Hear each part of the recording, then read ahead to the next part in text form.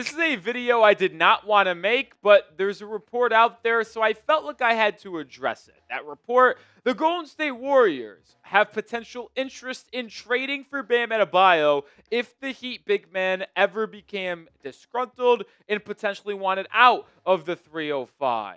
We're going to talk about the trade idea that was thrown out there in the report. This is the Heat Report by Chat Sports. I am Nic Rohloff, and well, my instant reaction to this is over my dead body.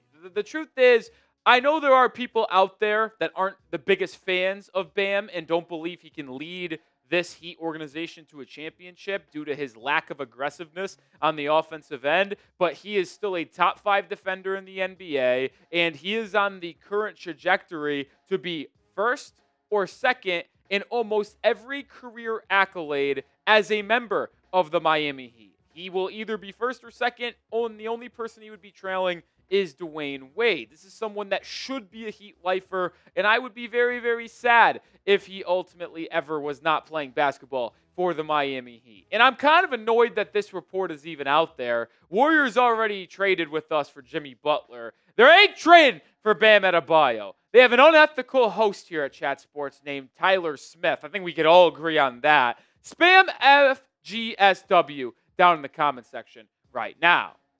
Here is the report from Brett Siegel and ClutchPoints saying we have all heard about Golden State's interest in Giannis Antetokounmpo dating back to the 2020 pandemic, and that will be a situation the team monitors very closely in Milwaukee. But Bam Adebayo is another all-star in the East who would be at the top of the Warriors' list of potential trade targets if he was ever to request a trade from the Miami Heat. Well, my initial reaction, obviously, was over my dead body. My second reaction was, Bam ain't requesting no trade. Let's be honest. Like, Adebayo just doesn't feel like one of those guys. And I know they don't feel like one of those dudes until it happens. I don't think anyone ever thought Giannis would want to leave Milwaukee. And he still hasn't, but you're hearing a lot of murmurs about him potentially wanting to join the Knicks in the potential future and him inevitably leaving Milwaukee at some point. So I guess anything could happen. I just don't feel like Bam wants to do that. He was ingrained by his teammate Dwayne Wade, by Udonis Haslem, to want to stick it through and through with this team, through thick and thin, to try to be arguably the best or second best Heat basketball player of all time. And if we're going to be honest, if Bam ever brought a title to Miami in his career, like whether he's the second or third option, he'd be going down as the second best Heat player of all time.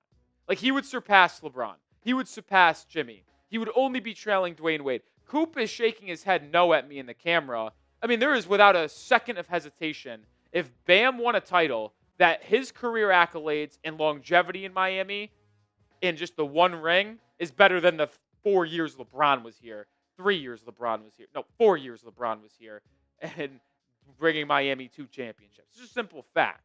But, all right, emotion aside, let's actually have a conversation about it because the report does spark at least a little bit of a talking point. Is a Bam Adebayo trade something that he should even consider without him requesting a trade? Because I know some fans in the comments have said to trade Bam in the past. Well, let's start by looking at his contract. This upcoming year is the final year of that 5-year rookie scale contract extension he signed, 4 years ago, I guess, at this point, making $37.1 million. The Heat signed him to another 3-year extension prior to last season. So that kicks in now at $49.6 million next year, $53.6 in 2027, and then his final year on his current extension is in 28-29 at $57.6 million, but it is a player option. And I mentioned it a little bit earlier in the show. He is going to go down as the best big man in Miami Heat history. That is a fact. If he stays here, and he is going to go down potentially as a top 3, top 4, certainly top 5 Heat basketball player of all time.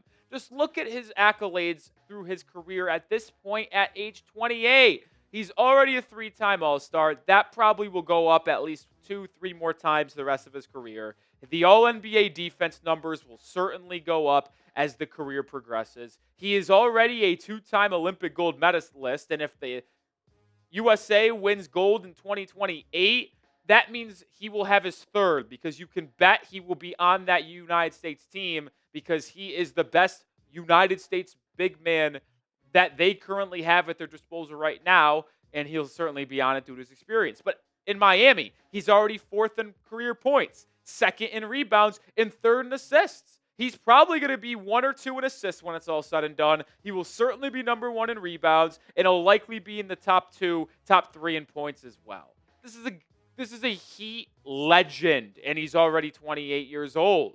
And I get it. He didn't have his best season a year ago. He did appear in 78 games, so he was very impressive in his availability. And a lot of fans were a little bit disappointed with his offensive output, especially with him being the focal point, you would have assumed, if Jimmy Butler ever got traded. Well, he only averaged 18 points a game, and he was very inefficient, especially in the first couple months of the year. He really struggled in October, November, and December. Turned it on after the All-Star break in February, but then had a tough postseason series against the Cavaliers, which was extremely disappointing because he was outplayed by Evan Mobley. There's no sugarcoating it. Bam was not good in that series, and he was a large part and point in why Miami ultimately was embarrassed by Cleveland in that series. But here's another aspect of it. And I'm going to throw a little shot at producer Coop here. It doesn't make sense to trade your best player anytime, especially in his prime, if they do not request a trade. Why is that a little shot at Coop? Most of you know he's a Mavericks fan, and the Mavericks did that with Luka Doncic. So there is precedent of it happening. It just isn't very good precedent. Good organizations do not do that. Now, trade requests, okay. Now you have to have a conversation how you let it get to that point and if you want to honor the trade request. But from out of the blue, just dealing him away, yeah, good organizations do not do that. And you also have to think about this aspect as well. It might scare superstars away from wanting to join that organization in the future. I know this is a large point in the Luka Doncic talks as well. It's like, what star would want to go to Dallas if they could be traded at any point from that current regime? If Luka Doncic got traded, you sure as hell can be traded. So it's like, would a superstar free agent want to sign there or request a trade there? I don't know. We'll see how Anthony Davis and Kyrie Irving handle the remaining years of their contract, and we see how Cooper Flagg handles it after being drafted there number 1 overall. More coming here in a second, but subscribe today for in-depth content around the Miami Heat completely for free. Join the family today because we truly are a family here at the Heat Report by Chat Sports. So subscribe and join us. All right, so there was a trade idea floated out on the interweb and then adopted by our own scumbag Warriors host, Tyler Smith. And I wanted to show it just to show you how bad this trade is. But the idea that was thrown out there was Jonathan Kuminga, Moses Moody, Buddy Hield, 2 first-rounders unprotected in 2028 and 2030, I think it was, and then 1 first-round pick swap for Bam and Pallel Larson. That trade is absolutely horrific. Like, I'm not kidding. It might be one of the worst trade ideas I have ever seen. Jonathan Kuminga is someone the Warriors didn't even want to commit long-term to. Moses Moody stinks, and Buddy Hield is, 30-plus years old now and not an impactful player? Like, you're just getting first-round picks at that point, and I wouldn't trade Bam for 2 first-round picks if I had a gun pointed at me. I would just say, you know what? Shoot me, you could end it. Because I'm not doing it. Like, the only possible way I would even contemplate a Bam Adebayo trade is if I got offered 3 unprotected first-round picks, and I would have to get a young star.